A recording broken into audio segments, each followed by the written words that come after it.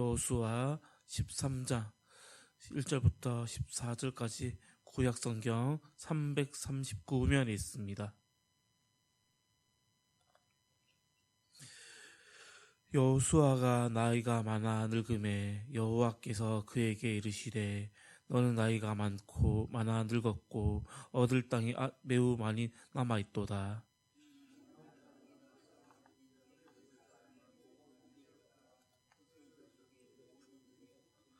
곧 애굽 앞 시을 시내에서부터 가나안 사람에게 속한 북쪽 에그론 경계까지와 블레셋 사람의 5 통치자들의 땅 곧 가사 족속과 아스돗 족속과 아스글론 족속과 가드 족속과 에그론 족속과 또 남쪽 아위 족속의 땅과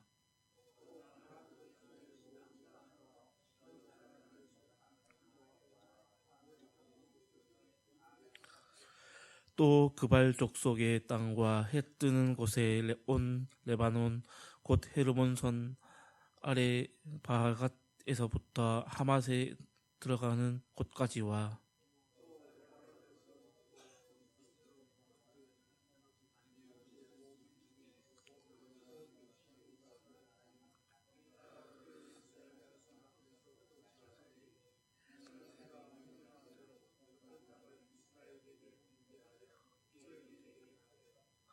너는 이 땅을 9지파와 므낫세 반 지파에게 나누어 기업이 되게 하라 하셨더라.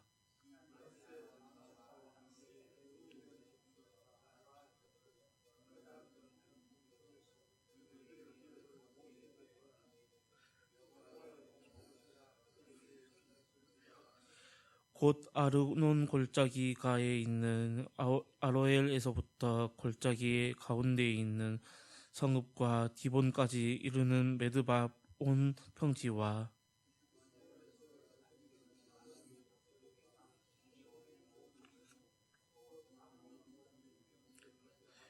길르앗과 및 그술 족속과 마아갓 족속의 지역과 온 헤르몬 산과 살르가까지 온 바산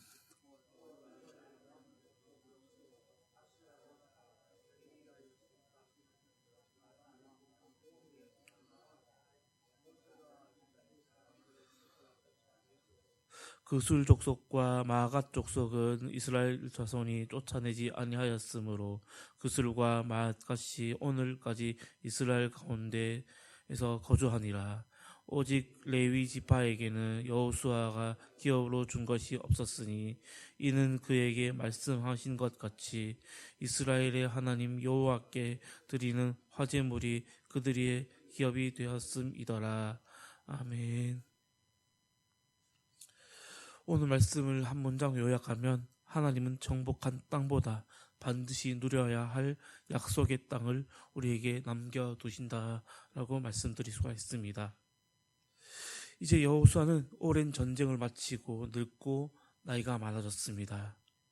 그는 많은 싸움을 했고 또한 많은 성을 정복했습니다. 사람의 눈에 보기에는 그는 충분히 할 만큼 한 것처럼 보입니다. 하나님은 여호수아에게 뜻밖의 말씀을 하십니다. 내가 늙고 나이가 많아졌으나 아직 얻을 땅이 많이 남아있다라고 하십니다. 이 말씀은 여호수아에게 좌절을 주기 위한 말씀이 아니라 이제 남은 사명을 깨우는 말씀이었습니다. 하나님은 과거의 영광, 과거의 승리에 머무르지 말고 아직 이루어야 할 약속을 바라보라고 하시는 것입니다. 이 말씀처럼 오늘 본문을 통해 하나님의 은혜가 있기를 소망합니다. 하나님은 남아있는 사명을 분명히 보여주고 계십니다. 하나님은 모호하게 약속하지 않으시며 말씀하지 않으신 분입니다.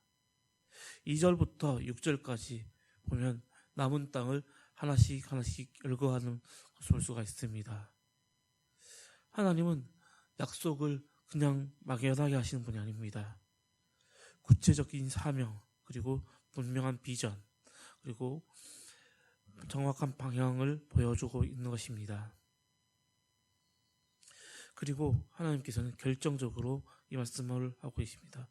내가 그것을 이스라엘 자손 앞에서 쫓아내리니, 이렇게 말씀하시며, 이스라엘이 해야 할 일은 쟁취가 아니라 신뢰였습니다.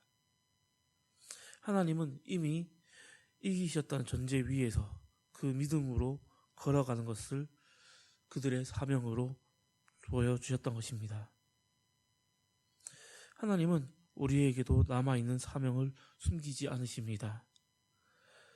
그 사명을 가지고 우리는 달려가야 되는데 우리는 그것을 따라가기가 싫다면서 고집부리고 있을 뿐입니다. 그래서 우리는 남아있는 그 사명을 따라 살아가며 따라 달려가는 우리 예천교회의 성도님들 되기를 소망합니다. 두 번째로, 하나님은 실행되지 않은 약속도 분배하라고 말씀하고 있습니다. 6절부터 7절까지 보면 하나님은 아직 정복하지도 않은 그 땅을 기업으로 나누라고 말씀하고 있습니다. 이것은 사람의 입장으로, 사람의 생각으로는 이해되지 않는 명령입니다.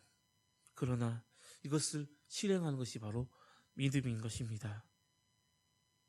하나님은 정복된 후에 나누라고 하신 것이 아니라 먼저 약속했으니 먼저 나누라고 하는 것입니다. 믿음이란 결과를 보고 움직이는 것이 아니라 먼저 말씀을 믿고 움직이는 것이 바로 믿음인 것입니다. 우리의 삶에도 마찬가지입니다. 하나님은 형편이 되면 순종하라고 하시는 것이 아닙니다. 먼저 순종하라고 하고 계십니다. 아직 상황이 해결되지 않았음에도 불구하고 여전히 불안하고 두려워할 때가 있습니다. 그리고 앞으로가 불투명해도 하나님 앞에, 그 말씀 앞에 우리의 삶을 내어드릴 수가 있는가, 그것을 보고 믿음의 있고 없고의 차이가 있는 것입니다. 내 삶을 내어드릴 때 그것이 바로 믿음의 증거인 것입니다. 그 믿음의 증거대로 살아가는 우리 예천교회 성도님들이 되기를 소망합니다. 세 번째로, 하나님은 기업의 기준을 바꾸십니다. 마지막 절이었던 14절 이 구절은 중요하게 생각하고 있습니다. 오직 레위 지파에게는 여호수아가 기업으로 준 것이 없었으므로 이는 그에게 말씀하신 것 같이 이스라엘 하나님 여호와께 드리는 화제물이 그들의 기업이 되었음이더라. 아멘. 다른 지파들은 땅을 기업으로 받았습니다. 그러나 레위 지파는 하나님을 자신을 받았습니다. 신앙의 깊이는 이 질문에서 결정되는 것입니다. 나는 과연 무엇으로 기업을 삼고 있는가? 물질입니까? 안정입니까? 아니면 성공입니까? 아니면 사람입니까? 라고 질문할 수가 있습니다. 그러나 우리 신앙인들은 여호와는 나의 기업입니다 라고 하는 것이 바로 이 고백이자 질문의 답이 바로 하나님의 기준이, 우리의 기준이 아니라 하나님의 기준이자 하나님의 기업을 주실 것을 믿습니다. 우리는 눈에 보이는 기업은 흔들리게 마련입니다. 하지만 하나님을 기업으로 삼는 그 인생은 아무리 환경이 흔들려도 그 중심이 무너지지 않는 줄 믿습니다. 우리는 세상의 기업의 기준이 아니라 오직 하나님은 나의 기업이라는 것을 기준 삼고 나아가는 예천교회 성도님들이 되기를 소망합니다. 하나님은 아직 남아있다라는 그 말씀을 통해 우리를 다시 사명의 자리로 살리는 자리이며 살리는 말씀인 줄 믿습니다. 아직 남은 은혜가 있고 그 남은 사명이 있으며 아직 맡기실 일이 있다는 뜻인 것입니다. 오늘 이 새벽 우리에게는 하나님께서는 무엇을 말씀하시겠습니까? 아직 남아있다. 이 말씀을 통해서 우리는 이렇게 고백하기를 원합니다. 주님, 내가 아니라 주님의 그 약속이 남아있습니다. 그리고 주님은 여전히 나의 기업입니다. 라고 고백을 통해서 우리 그 역사, 하나님의 역사가 다시 써져서 예수님이 다시 오시기를 함께 예비하며 나가는 우리 예천교회 성도님들이 되기를 소망합니다. 기도하겠습니다. 주님, 오늘 말씀을 통하여서 우리가 과거에 머물지 않게 하시고 또한 그 영광이 남아있는 것이 아니라 아직 남아있는 하나님의 뜻과 그 비전을 보게 하여 주시옵소서. 우리의 눈에 보이는 그 기업으로 삼는 것이 기업을 가지고 살아가는 것이 가는 인생이 아니라 주님을 기업으로 삼는 인생이 되게 하여 주시옵소서. 오늘 또 말씀 앞에 다시 서며 믿음으로 한 걸음 내딛는 우리 예천교회 성도님들이 되게 하여 주시옵소서. 이 모든 말씀 우리를 십자가에서 구원하신 예수님의 이름으로 기도합니다. 아멘. 하늘에 계신 우리 아버지, 아버지의 이름을 거룩하게 하시며 아버지의 나라가 오게 하시며 아버지의 뜻이 하늘에서와 같이 땅에서도 이루어지게 하소서. 오늘 우리에게 일용할 양식을 주시고 우리가 우리에게 잘못한 사람을 용서하여 준 것 같이 우리 죄를 용서하여 주시고 우리를 시험에 빠지지 않게 하시고 악에서 구하소서. 나라와 권능과 영원히 아버지의 것입니다. 아멘. 이 시간 우리 함께 기도하실 때 우리 예천교회를 위하여 함께 기도하기를 원합니다. 우리 교회를 통하여서 수많은 영혼들이 구원받고 또한 예천지역 또한 하나님의 도성이 되기를 원하는 마음으로 함께 기도하기를 원합니다. 우리나라를 위해서 기도하기를 원합니다. 대통령 및 모든 위정자들이 하나님의 공의와 하나님께서 원하신 방향대로 정치를 하기를 원하는 마음으로 기도하기를 원합니다. 그리고 우리 교회에 환우들이 있습니다.